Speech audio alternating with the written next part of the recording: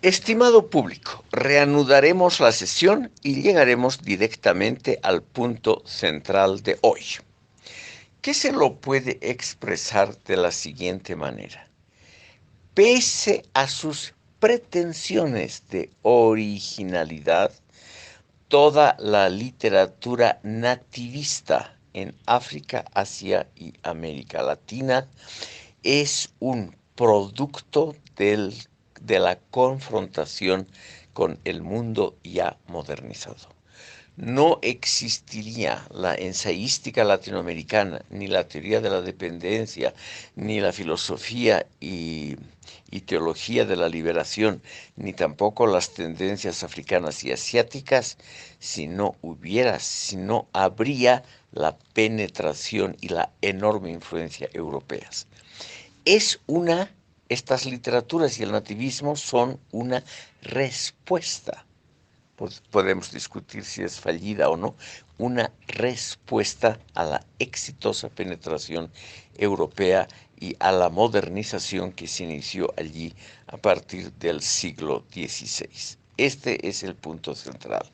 Y porque son, estimado público, reacciones a una teoría y a una praxis foráneas, por ello todas estas teorías se tiene una demanda muy grande de legitimación, de justificación, de defenderse.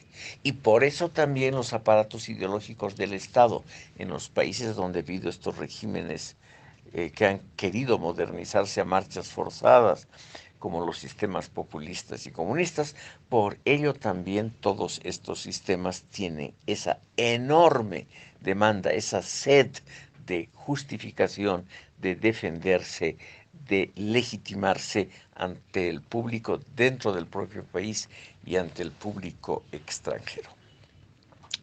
Porque además se nota, examinando más detalladamente estas teorías, que en el fondo son ideologías de la modernización. Esta tesis es la que quisiera explicitar ahora en pocas palabras. O sea, el antiimperialismo, las tendencias autoctonistas y autonomistas son en el fondo justificaciones, o sea, ideologías de un intento de alcanzar el modelo europeo occidental que como tal en los tres campos importantes, la urbanización, la industrialización y la modernización general de la vida, se vuelven automáticamente metas normativas obligatorias que como tal no son puestas a discusión. O sea, dicho en palabras más simples, que hay que modernizarse, que hay que avanzar según el modelo europeo, que hay que industrializarse, se convierten en objetivos automáticamente aceptados. Ninguna de estas teorías defiende algo diferente, ninguna. Todas quieren modernizarse a marchas forzadas. Todas quieren industrializarse a como de lugar. Todas quieren alcanzar un grado elevado de modernización y por lo tanto también de consumo elevado para la población. O sea, las metas normativas no son autónomas, a pesar de que estas teorías proclaman precisamente la autonomía de su punto de vista teórico. Esta es la paradoja que me preocupa a mí desde hace muchos años. Si todos estos productos teóricos son ideologías, o sea, justificaciones de algo que tiene que ser defendido, entonces, estimado público, estamos ante ejercicios que no son propicios a una filosofía auténtica. Esta es mi segunda tesis. O sea, como se todas estas teorías, incluidas las más recientes, por ejemplo, las de Enrique Dussel, todas estas teorías no tienen claramente metas normativas propias. Todas ellas naturalizan la modernización, la industrialización, la industria pesada, como si fuesen las únicas metas posibles, las obligatorias, a las que todas las sociedades van a llegar más temprano o más tarde. Aquí en Bolivia tenemos la obra de René Zabaleta Mercado, que es paradigmática en este sentido. Él es el que ha propuesto industrializarse a marchas forzadas. Él es el que tiene la meta clásica del marxismo del siglo XIX, que como sabemos está formado en la idea de Marx de que la Gran Bretaña y su modelo de industrialización basado en la clásica industria pesada, que ese modelo sería obligatorio para el resto del mundo. Obviamente que estas teorías en los últimos años, recién en las últimas décadas, se mezclan también parcialmente con tendencias ambientalistas, o sea, proecológicas. Pero esta es una evolución recién del último tiempo y yo creo que los postulados proecológicos en el fondo se disuelven en un mar teórico que propone en el fondo un desarrollo acelerado siguiendo los modelos de Europa Occidental en esas metas últimas: industrialización, modernización, urbanización. En las otras metas, o sea, ¿cómo se consigue eso? ¿Cuál es la configuración de la esfera político-institucional? En eso sí son autonomistas porque pretenden seguir los modelos propios, es decir, la cultura política autoritaria heredada de antes. En eso hay también una gran similitud, como hemos visto en la media sesión anterior, una gran similitud entre el modelo chino, el cubano, el vietnamita, etcétera, ¿no? O sea, lo reitero en una palabra: economía capitalista exitosa y política y cultura retrógrada y autoritaria. Se puede arguir contra mi argumentación que Enrique Dussel, Franz Hinkelammert y muchos pensadores de esa tendencia no representan precisamente lo que acabo de explicitar, sino que ellos son partidarios más bien de un transmodernismo que supere las limitaciones de la subjetividad occidental y que tenga otras metas normativas para el desarrollo. Yo creo que eso evidentemente es así, pero solo parcialmente. Lo que quiere Dussel, creo yo, en su crítica al sujeto occidental, es una vuelta al sujeto colectivo de las sociedades premodernas, preindustriales, preindividualistas. O sea, una vuelta a lo que Mario Vargas Llosa ha denominado la llamada de la tribu. O sea, ese poder muy grande de apelación, de llamada, que tienen los valores colectivistas ancestrales, las éticas colectivistas antiindividualistas, que pueden ser rastreadas evidentemente en los pueblos andinos que no han sido tocados por la modernidad, en las culturas colectivistas muy claras como han sido la azteca y la maya, etcétera, etcétera. Pero vamos a dedicar a esta temática, a Enrique Dussel, toda una sesión posterior y ahí vamos a ver, estimado público, todos esos detalles. Vamos a ver brevemente por qué los sistemas socialistas en su producción filosófica, en el fondo lo que han hecho es justificar un modelo de acumulación acelerado en el campo de la producción, descuidando el desarrollo del individuo como tal, y así han sido en el fondo infieles a Karl Marx.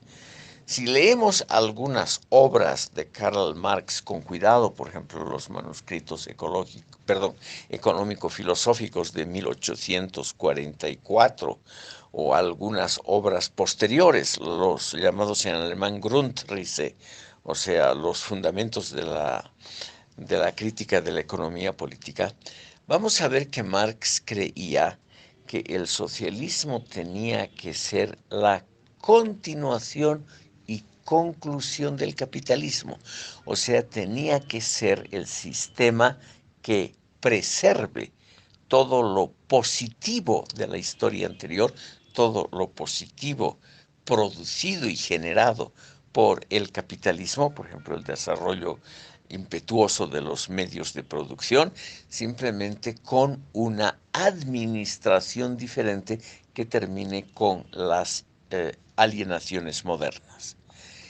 A este postulado marxista han sido infieles, creo yo, pudiendo equivocarme, todos los modelos socialistas, empezando por la revolución bolchevique de 1917. Tanto en la Unión Soviética como en la China de Mao, como en la Corea del Norte de Kim Il-sung, lo que han tratado de hacer los regímenes socialistas es una acumulación capitalista en el tiempo más breve posible y sin fijarse mucho en los costos humanos que han representado estos experimentos. Y todo ello, estimado público, tiene que ver con la teoría de la revolución permanente de Leo Trotsky. ¿Por qué Trotsky es tan extremadamente popular en Bolivia y lo ha sido también en otros países latinoamericanos? Porque él, en su teoría de la revolución permanente, él esbozó el primer programa serio y sobre todo destinado a la praxis inmediata de los regímenes socialistas. Es un programa de una industrialización acelerada con medios de producción en manos del Estado que al mismo tiempo concluye lo que Trotsky llamó las tareas de la época burguesa, que son el desarrollo naturalmente de los medios de producción, la concentración del capital en pocas manos, la edificación de un mercado único y muchas otras cosas que Marx brillantemente las ha descrito en el Manifiesto Comunista como los logros positivos de la época burguesa. Pero Trotsky, y por esto es popular, al decir que probablemente la revolución socialista empezará en los países menos desarrollados económicamente y que eso tiene que ver con la decisión, con el voluntarismo de la élite revolucionaria, en eso, estimado público, se asemeja mucho a la teoría leninista del partido, al voluntarismo de los revolucionarios profesionales, y esa amalgama entre la teoría leninista del partido y el programa trotskista de la revolución permanente es, creo yo, la mejor forma como podemos comprender a los regímenes socialistas. No han tratado en ningún caso de ser la conclusión humanista que el socialismo debía ser según Marx, sino que han tratado de construir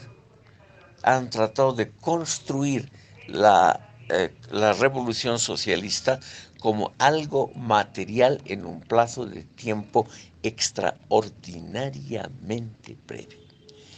Esto, estimado público, ha tenido obviamente consecuencias filosóficas, pero sobre todo sociales, muy graves.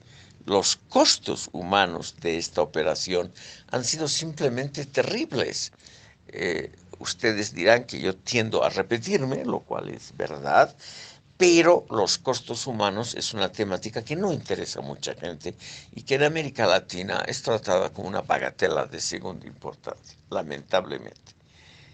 El desprestigio enorme que ha sufrido el socialismo y su fracaso en Europa Oriental y en la Unión Soviética se ha debido a esos costos terriblemente altos en el campo político, en el plano estrictamente humano, etcétera, que ha demandado la construcción acelerada del socialismo en la realidad. Obviamente que la idea trotskista, la revolución, puede empezar en sociedades subdesarrolladas si la voluntad de la élite revolucionaria lo decide, es naturalmente una idea excepcionalmente popular para las élites dirigentes de los partidos. No para cualquiera, obviamente, pero esa idea de que la voluntad de una pequeña élite es decisiva para empezar el socialismo, esa idea ha sido muy popular y sobre todo ha sido aceptada como una verdad, porque nosotros siempre aceptamos como verdad lo que conviene a nuestros intereses. Las revoluciones socialistas han sido acumulaciones de capital en un plazo muy breve de tiempo y con la propiedad estatal de los medios de producción y con un olímpico desprecio por los costos humanos de esta operación. Obviamente ello demanda una defensa, exige una justificación ante los ojos propios y los ajenos. Y eso es lo que han hecho los aparatos ideológicos de propaganda en los países socialistas. Han defendido su propia posición, no han tenido una visión crítica de la misma, no han permitido siquiera que se alcen voces críticas sobre esta temática. Quiero mencionarles el hecho de que en la Unión Soviética, en los primeros tiempos, todas las fracciones del Partido Comunista, o sea, todas las fracciones bolcheviques, tanto Lenin como Trotsky, Bukharin, Stalin, etcétera, estaban totalmente de acuerdo en la construcción acelerada del sistema socialista. Todas estas fracciones también estaban de acuerdo de que el fin justifica los medios. O sea, que había que usar toda brutalidad, el terror, todas las formas de coacción y represión para obligar a la población en convertirse en proletaria y, en segundo lugar, en trabajar todo lo duro que es necesario para llevar a cabo en pocos años lo que en el mundo occidental tomó siglos de desarrollo. Ese hecho de la construcción acelerada de un sistema moderno industrial, la modernización acelerada bajo normas socialistas, eso es lo atractivo del sistema socialista a nivel del tercer mundo. La idea, obviamente inmensamente popular en el tercer mundo, de que cualquier país puede empezar con la construcción del socialismo independientemente del grado de desarrollo de sus fuerzas productivas. Lo que se necesitaría, reitero, es la existencia de una élite entusiasta, sistemática, de una élite también que no tiene escrúpulos de ningún tipo para construir ese sistema en el plazo más breve de tiempo. Por lo tanto, lo que tenemos, estimado público, es un sistema extremadamente popular entre intelectuales, los que dirigen la revolución, y extremadamente resistido, no necesariamente odiado o combatido, pero resistido por las masas populares. Es sintomático el hecho de que la caída del socialismo en Europa Oriental no ha sido la tarea de intelectuales, y menos todavía de intelectuales marxistas críticos que no han tenido prácticamente nada que ver. Ha sido una labor de las masas, esas masas que en las ciudades alemanas, polacas, en la antigua Checoslovaquia, etcétera, espontáneamente se unían, se autoconvocaban y exigían con el método de la no violencia el reemplazo del socialismo por cualquier otra cosa. Ahora, el resultado no ha sido siempre lo mejor. En algunos países, sobre todo en Hungría y en Polonia, se han construido regímenes nacionalistas ultra radicales de derecha. Pero yo diría, la responsabilidad para todo ello reside en sistemas socialistas que lamentablemente no cumplieron su palabra de traer prosperidad económica y fraternidad ética a sus pueblos. Y los pueblos en algún momento les han pasado y cobrado una factura. Se puede arguir, naturalmente, estimado público, que muchas de las críticas más importantes engloban tanto el proyecto socialista como el capitalista como dos variantes de un gran proyecto que sería la modernidad. Y también se puede arguir que entonces la crítica externa de Enrique Dussel y de otros pensadores sería una superación exitosa de ese modelo occidental que ha traído tanto progreso, pero también tantas lágrimas y tanto dolor al mundo. En la sesión que voy a dedicar a Dussel, estimado público, voy a tratar de demostrar que Dussel en el fondo quiere lo mismo. Es por ello que en la praxis, que es después de todo lo que decide, el criterio de la praxis yo creo que debería ser decisivo, ese criterio nos dice lo siguiente: el señor Dussel y todos sus acólitos han terminado defendiendo a dictaduras impresentables como Venezuela, Nicaragua, Ecuador, etcétera, en el mundo latinoamericano, y algo muy, muy similar ha ocurrido en el africano. Los grandes críticos de la modernidad occidental en el África han terminado defendiendo, por ejemplo, a Robert Mugabe en Zimbabue, que ahora recién hace pocos meses ha caído ese régimen, lo han defendido hasta el último instante. Y es la misma gente, como todos los partidarios ahora de la China, que creen que la China es la solución ideal para todos los problemas del mundo. Tienen claramente todos ellos, empezando por Enrique Dussel, una tendencia autoritaria, porque después de todo, estimado público, la democracia, el fin del autoritarismo, la pluralidad de ideas, todo ello que corresponde a la tradición occidental es algo producido también por la modernidad y por los modelos que lo han antecedido, como la filosofía clásica griega. Por lo tanto, también tenemos muchas cosas rescatables en el acervo enorme de la cultura occidental, y no como Dussel cree que toda la creación occidental es algo falso.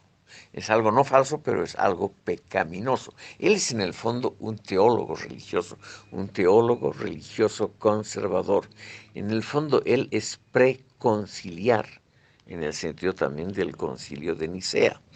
Quiero explicitar esto brevísimamente para que vean que a menudo, no siempre, la historia se repite.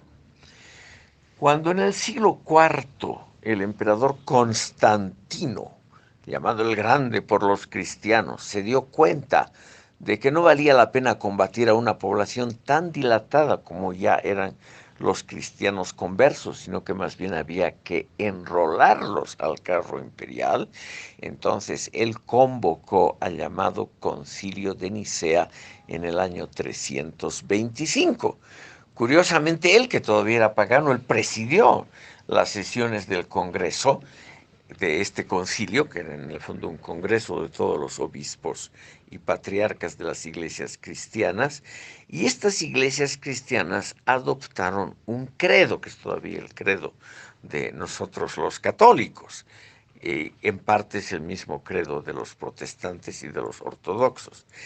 Pero ha habido unos grupos preconciliares que no quisieron tomar parte en ese primer concilio porque dijeron que la religión cristiana es algo espontáneo e individual y que no puede ser regida, normada por un órgano externo a los individuos como sería un concilio.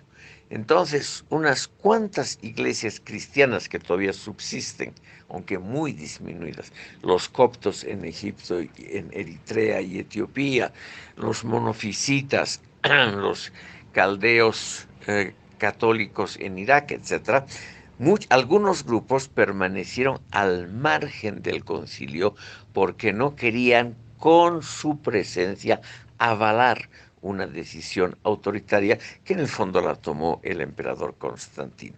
Entonces, aquí puede decirse que también ha habido en el desarrollo de la Iglesia una externalidad consciente de su papel crítico, como lo propone Dussel, y que esa externalidad, estimado público, está en contra de la tendencia predominante, aunque ésta se disfrace muchas veces de las variantes más diversas.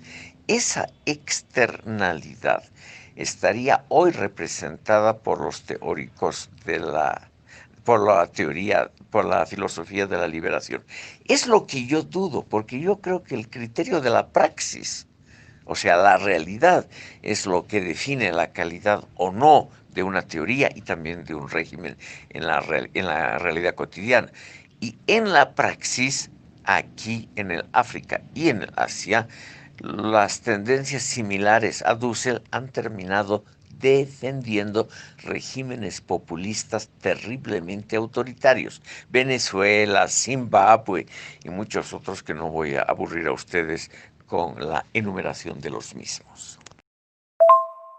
La Escuela de Frankfurt, en su última etapa, sobre todo bajo la dirección de Axel Honneth, ha elaborado una teoría del reconocimiento. Creo que en este contexto es importante por lo menos sentirse inspirado por esta teoría, porque nos dice también en el plano práctico lo siguiente. Estas teorías reivindicatorias, nativistas, como por ejemplo las africanas, asiáticas, la filosofía de la liberación, Enrique Dussel y otras que hemos nombrado, quieren conseguir el reconocimiento de los europeos de la gran filosofía como iguales. Ustedes han debido escuchar esa filosofía que dice tenemos que aprender de Hegel para superar a Hegel. Con Hegel tenemos que ir más allá. Con Habermas tenemos que superarlo y ir mucho más allende las teorías habermasianas. En el fondo, estimado público, yo creo que todas estas teorías lo que quieren es un reconocimiento como iguales, porque se sienten subalternos. ¿Y por qué se sienten subalternos? Porque en el fondo no son tan originales, no quieren ir más allá, no quieren ir allende las metas normativas últimas de la cultura occidental, sino que quieren ser reconocidos en igualdad de condiciones, lo cual está muy bien, pero la teoría que ellos han desarrollado es una teoría, creo yo, pudiendo equivocarme fácilmente, del autoengaño. Eso voy a tratar de exponer ante ustedes en una sesión que la vamos a dedicar totalmente a esta temática. Por cuestiones de tiempo veremos rápidamente cómo estas teorías se han desarrollado en los socialismos realmente existentes. Hemos visto en las sesiones pasadas un despliegue de imágenes de los aparatos ideológicos propagandísticos de los países socialistas más connotados. Y entre ellos estaban, por ejemplo, Corea del Norte y la China en el Asia, Etiopía y Angola en el África, Cuba y Nicaragua en América Latina. Esos pares, estimado público, los pongo simplemente como los ejemplos más claros de lo que trato de explicitar. Todas ellas son ideologías cuyo ímpetu, cuyo inspirador en el fondo es la necesidad de justificarse ante el propio pueblo y ante los ajenos, porque lo que alcanzaron en la realidad siempre era muy, muy modesto. Casi todos estos experimentos han terminado muy mal. Eh, Creo haberles mencionado que el régimen socialista, el más duro de todos, el de Etiopía, duró solo de 1974 a 1991 y fue derrocado por los movimientos sociales del propio país. No fue el imperialismo, fuerzas norteamericanas, ni la inteligencia francesa, ni las maldades de la pérfida Albión de Gran Bretaña, lo que determinó la terminación del régimen socialista en Etiopía, sino los terribles errores de un sistema que trató de en pocos años de construir una gran industria y un régimen socialista en una sociedad todavía premoderna en todos los sentidos que cabe el término, como era Etiopía en 1974. Lo mismo puede decirse de Corea del Norte, Birmania, Vietnam, la China, etcétera. Y también puede decirse de la Unión Soviética, la Santa Rusia, en 1917 era un país muy atrasado con respecto a Europa Occidental.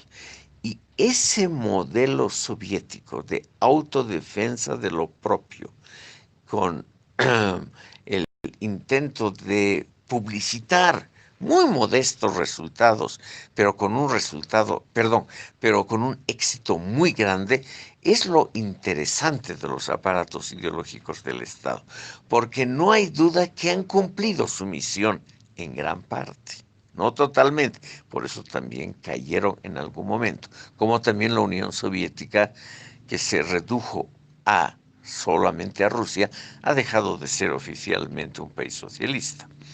Pero de todas maneras, estimado público, quiero mostrarles en 2 o 3 casos cuál es el éxito y cuál es el fracaso de esa política y de esos aparatos ideológicos. Los aparatos de comunicación que se dedican a cuestiones propagandísticas, estimado público, creo yo que han tenido un éxito ambivalente. O sea, han servido para influir a muchísima gente. Muchas personas de buena voluntad en todo el mundo creen a pie juntillas lo que predican esos aparatos ideológicos. Lo mismo ha pasado con el cristianismo. Por eso mencioné yo al emperador Constantino.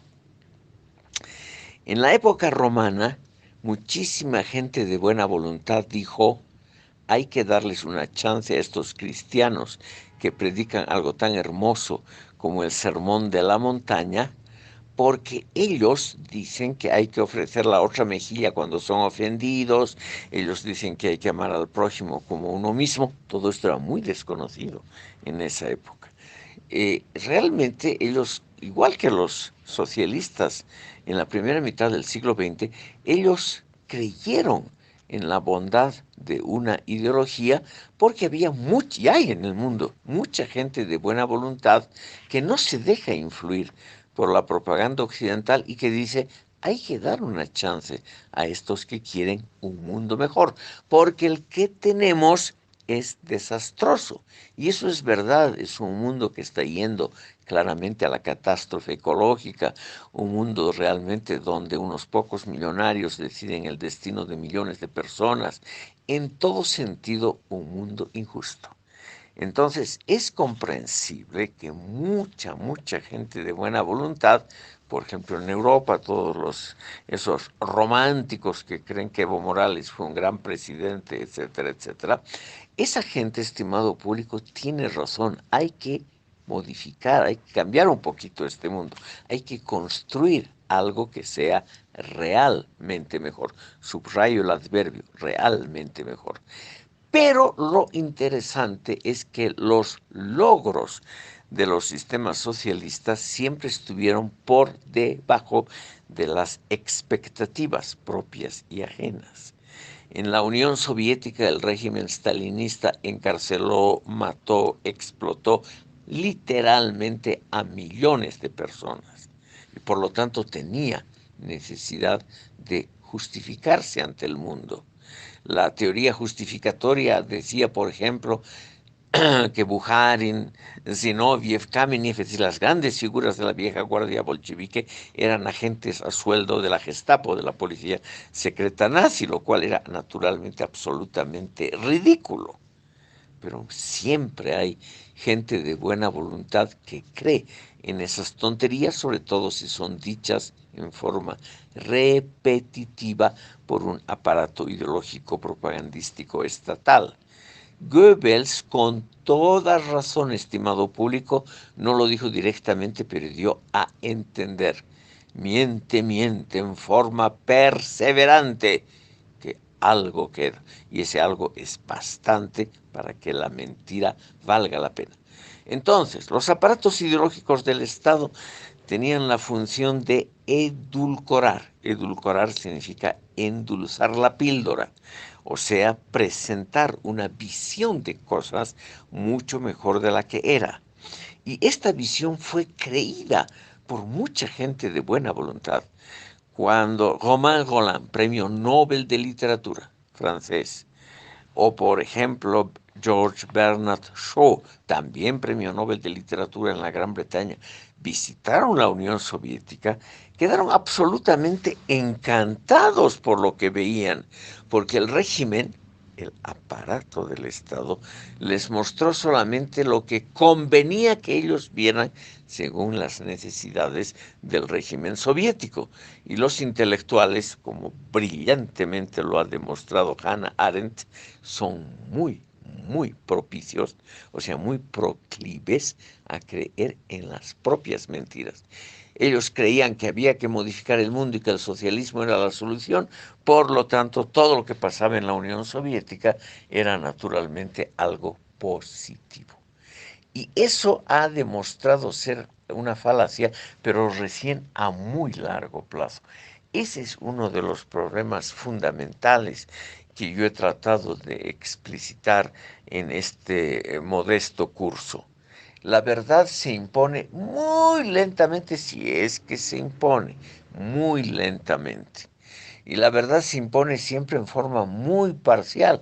Todavía hoy, con 5 millones de refugiados que huyen de ese paraíso, hay mucha gente que cree que Venezuela está en buenas manos, como Enrique Dussel.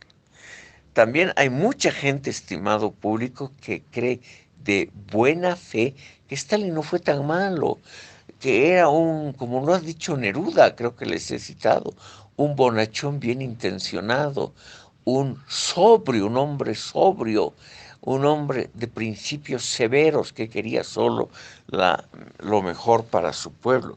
Muchísima gente cree lamentablemente en eso. Entonces, aquí haremos una breve pausa.